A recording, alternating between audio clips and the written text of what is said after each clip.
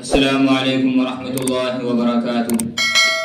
نحمدہ ونصلی علی رسولہ الکریم اما بعد۔ آدمی نہیں سنتا آدمی کی باتوں کو، پیکر عمل بن کر غیب کی صدا ہو جا۔ محترم بزرگوں اور دوستو، آج دنیا میں ظلم کا دور دورہ ہے۔ ہر شخص دوسرے کا مال و اسباب ہڑپ کرنے کے چکر میں ہے۔ وہ سوچتا ہے کہ دوسرے کا مال ہتھیا کر میں اپنی جائیداد میں اضافہ کر لوں گا، میری دکان ترقی کر جائے گی، میری کھیتی باڑی بڑھ جائے گی، میرے بود و باش اور رہن سہن میں تبدیلی آ جائے گی۔ حالانکہ وہ یہ نہیں سوچتا ہے کہ دوسرے کا مال اپنے مال میں ملا کر، دوسرے کا کھیت اپنے کھیت میں شامل کر کے وہ اپنے آپ کو جہنم کی دہکتی ہوئی آگ کا مستحق بنا رہا ہے۔ وہ سمجھتا ہے کہ دوسرے کا کھیت غصب کر کے اس نے اپنے کھیت کی مقدار میں اضافہ کر دیا، حالانکہ حقیقت میں اس نے اپنے کھیت کی مقدار نہیں بڑھائی بلکہ اپنے لیے جہنم کے انگاروں کی مقدار بڑھا لی۔ وہ باور کیے ہوئے ہے کہ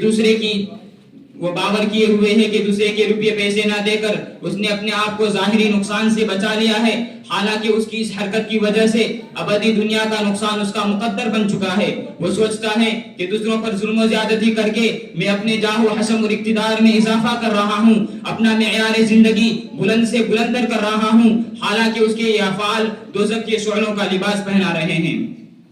آج کا انسان عدالتوں کا سہارا لے کر مقدمات لڑ کے، جھوٹی سچی گواہیاں دلوا کر، رشوت کی تھیلیاں کھول کر دوسروں کی جائیداد کو اپنی بنا لیتا ہے، دوسروں کے حقوق پر ڈاکے ڈالتا ہے اور یہ سمجھتا ہے کہ دنیاوی قانون کی روح سے وہ چیز میری ہو گئی تو خدائی قانون میں بھی میری ہو گئی، حالانکہ یہ اس کی بھول ہے۔ قیامت تک وہ چیز اس کی نہیں ہو سکتی، وہ اسے اس چیز سے فائدہ اٹھانے کا کوئی حق نہیں ہے، وہ اس کے ذریعے جو کچھ حاصل کر رہا ہے سب حرام ہے، وہ جہنم کا ایک ٹکڑا ہے جو اس نے جھوٹی گواہیاں دلوا کر اور رشوت دے کر حاصل کیا ہے۔ حضرت ام سلمہ رضی اللہ عنہا کی روایت ہے، رسول اللہ صلی اللہ علیہ وسلم ارشاد فرماتے ہیں، انما انا بشر، میں ایک انسان ہی ہوں، وانکم تختصمون الی، تم لوگ اپنے جھگڑے میرے پاس لے کر آتے ہو، ولعل بعضکم ان یکون الحن بحجتہ من بعض، ہو سکتا ہے کہ تم میں کوئی دوسرے کے مقابلے میں اپنی بات کو زیادہ بنا سنوار کر پیش کرنے کا ماہر ہو، فاقضی لہ علی نحو ما اسمع منہ، لہذا میں اس کو سچا سمجھ کر اسی کے حق میں فیصلہ کر دوں۔ فمن قضیت له بشیء من حق اخیہ، پس سن لو جس کے لیے میں اس کے بھائی کے حق سے فیصلہ کر دوں، فلا یأخذنہ، تو وہ اسے ہرگز نہ لے، فانما اقطع له قطعة من النار، کیونکہ وہ جہنم کا ایک ٹکڑا ہے جو میں اسے کاٹ کر دے رہا ہوں۔ ایک دوسری حدیث میں ہے، من ادعا ما لیس لہ، جو کسی ایسی چیز کا دعویٰ کرے جو اس کی نہ ہو، فلیس منا، تو وہ ہم سے نہیں، ولیتبوأ مقعدہ من النار، ایسے شخص کو اپنا ٹھکانہ جہنم میں ڈھونڈ لینا چاہیے۔ محترم حضرات، یہ ظلم و زیادتی اور دوسروں کی جائیداد پر ناجائز قبضہ کرنا حقوق العباد میں سے ہے، اور حقوق العباد حقوق اللہ سے بھی زیادہ خطرناک ہے۔ اللہ تبارک و تعالیٰ اپنا حق چاہے گا تو معاف کر دے گا، مگر بندوں کا حق بندے ہی معاف کرے تو کرے، اللہ معاف نہیں کرے گا، بلکہ قیامت کے دن بڑے خطرناک طریقے سے وصول کیا جائے گا۔ حضرت ابو ہریرہ رضی اللہ عنہ سے مروی ہے کہ ایک دن رسول اللہ صلی اللہ علیہ وسلم نے صحابہ کرام سے ارشاد فرمایا کہ اتدرون من المفلس، کیا تم جانتے ہو کہ مفلس کون ہے؟ صحابہ کرام رضوان اللہ علیہم اجمعین نے عرض کیا، فینا یا رسول اللہ من لا درہم ولا متاع، ہم تو مفلس اسی کو سمجھتے ہیں جس کے پاس مال و متاع نہ ہو۔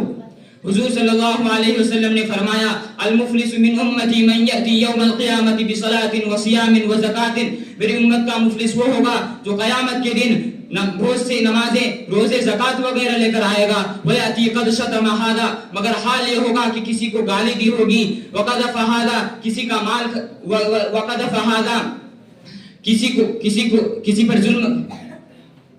وَقَذَفَ هَذَا، کسی پر الزام لگایا ہوگا، وَأَكَلَ مَالَ هَذَا، کسی کا مال کھایا ہوگا، وَسَفَكَ دَمَ هَذَا، کسی کا خون بہایا ہوگا، وَضَرَبَ هَذَا، کسی کو مارا پیٹا ہوگا، فَيُقْعَدُ فَيُقَصُّ هَذَا مِنْ حَسَانَتِهِ وَهَذَا مِنْ حَسَانَتِهِ، لہذا وہ بٹھا دیا جائے گا اور ہر شخص اپنا بدلہ لینے آ جائے گا، اس کی نیکیاں اٹھا اٹھا کر دی جانے لگیں گی، فَإِنْ فَنِيَتْ حَسَانَتُهُ قَبْلَ أَنْ يُقْتَسَمَ عَلَيْهِ مِنَ الْخَطَايَا، یہاں تک کہ نیکیاں سب ختم ہو جائیں گی مگر دعوے دار باقی رہ جائیں گے، اخذ من خطاياهم فطرح عليه، لہذا ان دعوے داروں کے گناہ اس پر لاد دیے جائیں گے، ثم طرح في النار، پھر وہ جہنم میں پھینک دیا جائے گا۔ میں اپنی تقریر کو اس شعر کے ساتھ ختم کرنا چاہتا ہوں کہ وہ غیرتیں و صبر و ایمان ہے کہاں، وہ غیرتیں و صبر و ایمان ہے کہاں، حسن عمل کے دل میں وہ ارمان ہے کہاں، ایک گل مچا ہوا ہے کہ مسلم ہے خستہ حال، ایک گل مچا ہوا ہے کہ مسلم ہے خستہ حال، کوئی پوچھے کہ مسلمان ہے کہاں.